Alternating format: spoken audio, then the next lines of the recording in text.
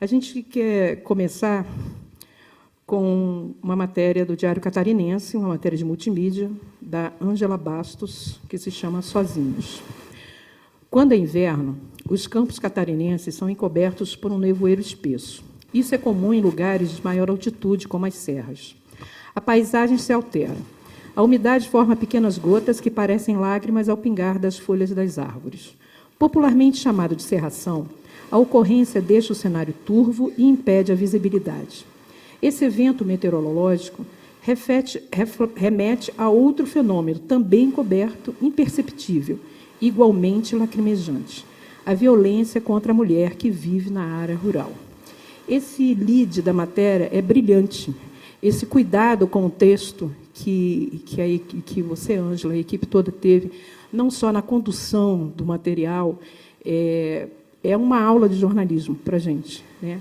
E eu queria que você falasse um pouco sobre a matéria. Bom, a violência contra a mulher, a mídia, né, é um tema presente, que a mídia acompanha, que nós acompanhamos, mas que me pareceu, num determinado momento, que estava muito restrito à área urbana, às comunidades, às comunidades dos maiores centros, das maiores cidades.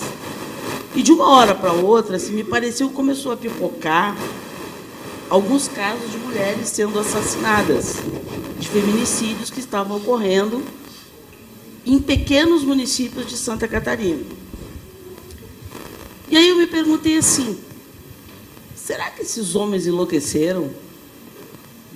Será que, de uma hora para outra, esses homens resolveram tirar suas armas do bolso, suas facas das gavetas e decidiram levar a essa situação trágica? Ou, antes de chegar a essa situação, existe uma realidade, existe alguma violência que a gente não está conseguindo trazer à tona nas páginas do jornal, nas reportagens de TV ou mesmo de rádio. E aí eu fui, então, em busca de saber o que acontecia antes dessa tragédia familiar, né? As moradias isoladas, em localidades de difícil acesso, muitas vezes, sem vizinhos por perto, ou seja, a mulher que sofria violência não tinha, muitas vezes, uma vizinha para dividir, o que muitas vezes acontece nos centros urbanos, né? As visitas são muito mais esporádicas e, lógico, que, por estarem no campo, elas estavam ainda mais desprotegidas de algumas políticas públicas mesmo. Então, assim, essas mulheres estavam muito distantes de tudo, assim. Elas estavam literalmente sozinhas diante dessa realidade. As consequências da matéria, teve alguma com relação a aumentar a proteção da mulher no campo?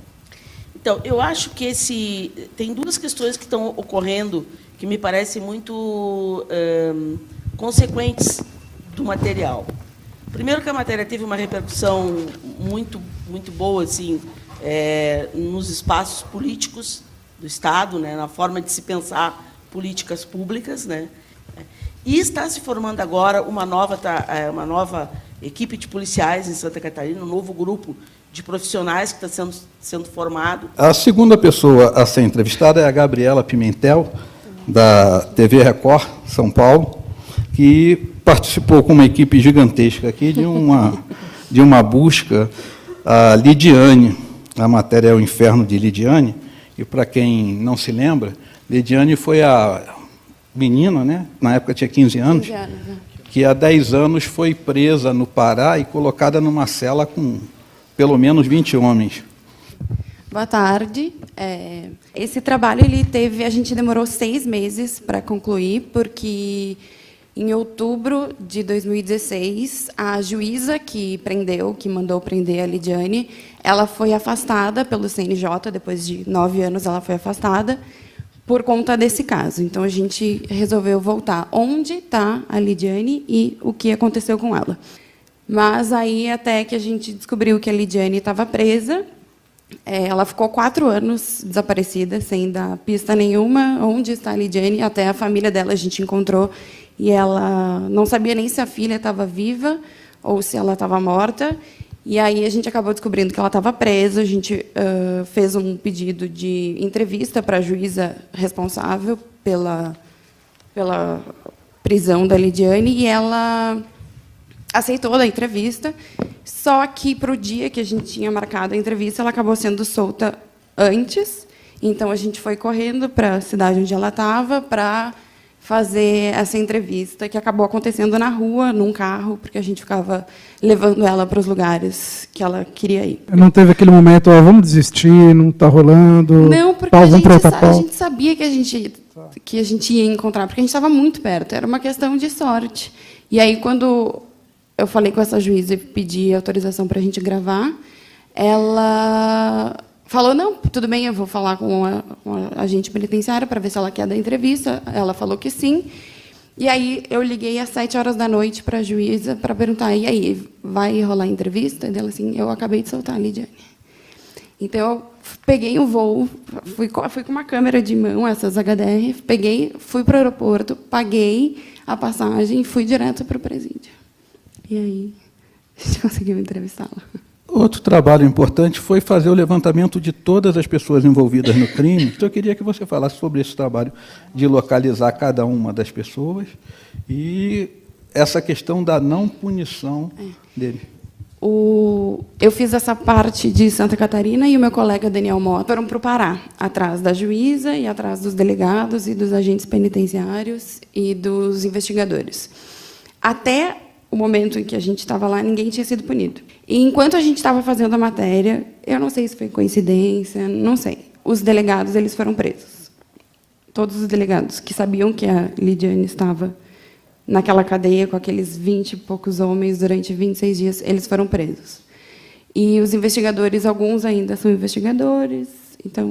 Eles foram presos, mas continuam presos? Eu não sei agora, eles estavam no semiaberto até uns 2, 3 meses atrás. Eles saíam para trabalhar, todos eles... só tem uma delegada que não foi exonerada, o resto todos foram exonerados, mas não foram presos, e todos eles trabalhavam no sindicato dos delegados do Estado do Pará. A gente queria conversar agora com o Herbert Araújo, que ele fez um material para a Rádio CBN de João Pessoa, Dar Luz à Dor. Ele fala de um assunto que é super importante e que é sobre episiotomia. E eu queria saber como é que você chegou nessa pauta, né? Como é que você conseguiu se aproximar dos personagens e fazer esse levantamento?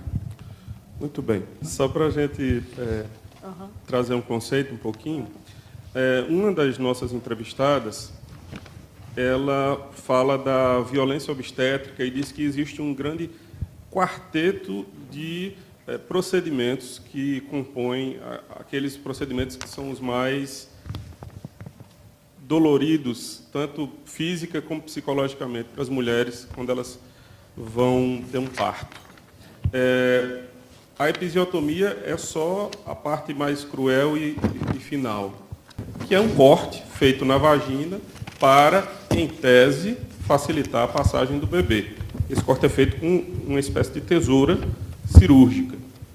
E uma das especialistas com quem a gente conversou estava falando sobre essa questão, por exemplo, da episiotomia, que a Organização Mundial de Saúde não reconhece que seja uma prática eficiente, mas considera que é tolerável que seja feita em 15% dos partos naturais, quando a média geral no Brasil é de mais ou menos 50%, e no Nordeste é de 70%. Não é uma coisa exclusiva de hospitais públicos. Isso também acontece. A gente tem uma personagem, que é a Pamela Siqueira, que sofreu todos os problemas em um hospital particular, do mesmo jeito. Embora esse tipo de violência ele seja bastante democrático, as pesquisas que a gente consultou, como a Nascer no Brasil, que é da Fiocruz, mostram que existe uma uma incidência maior na população com menor nível de escolaridade, né? Procuram as mulheres com menor nível de escolaridade, as mulheres pobres, as mulheres negras.